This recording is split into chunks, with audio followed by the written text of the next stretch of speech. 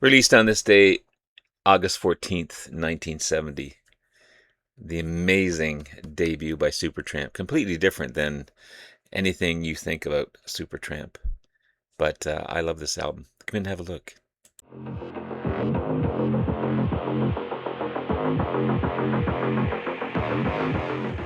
Good morning, everyone. It's Robert from On My Turntable. Hope you have a great morning this morning. It is Friday morning. As always, a coffee kind of morning. Cheers, everyone. Hope everyone's doing well. Yeah, this amazing debut album. The vinyl is so friggin' expensive, and I've never seen this in the wild.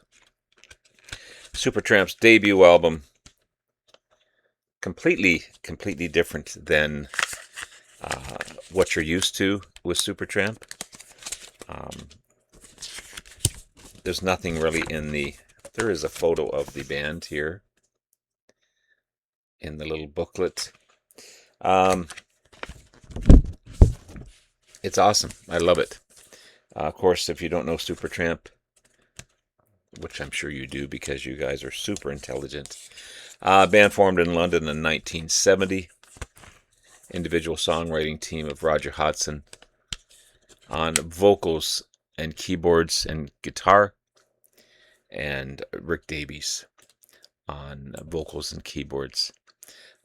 Two amazing writing duos, completely different style, who, for the most part, there was always seemed to be some tension in the band. Maybe not on this particular album or the next one, but especially in an album like Crime of the Century, which is still my favorite album by them.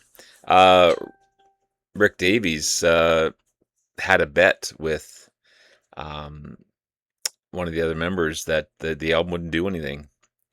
Of course, he lost because it became a super successful album, and only their third album in. Completely different again from their first two albums. I can't show the second one because it'll be copywritten, but it's decent as well. So this one here, released August 14th, 1970 in the UK. It wasn't released in the States until late 77. To promote the album, the band played at the Isle of Wight Festival in 1970. You got the original lineup of Rick Davies, of course, on keyboards, piano, electric piano, harmonica, backing and leading vocals. Roger Hodgson on bass, acoustic guitar, cello, and lead and backing vocals.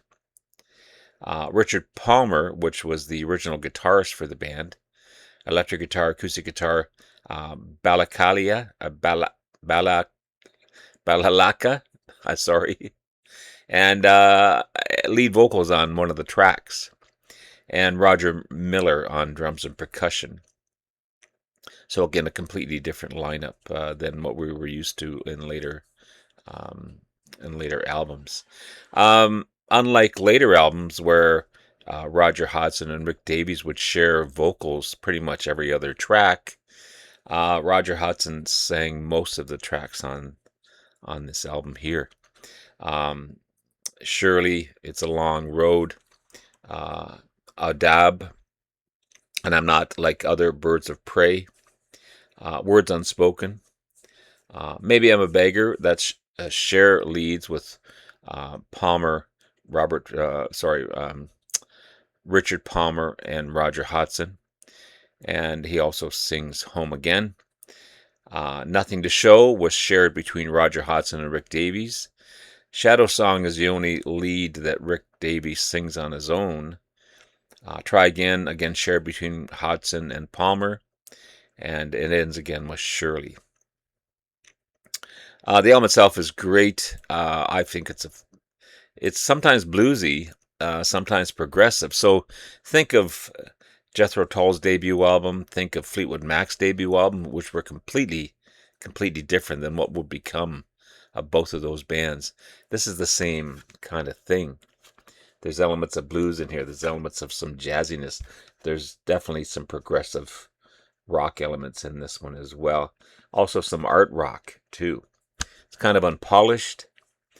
It's vastly different than what would become, the pop rock radio-friendly tracks from Supertramp, but still that progressive style that they had.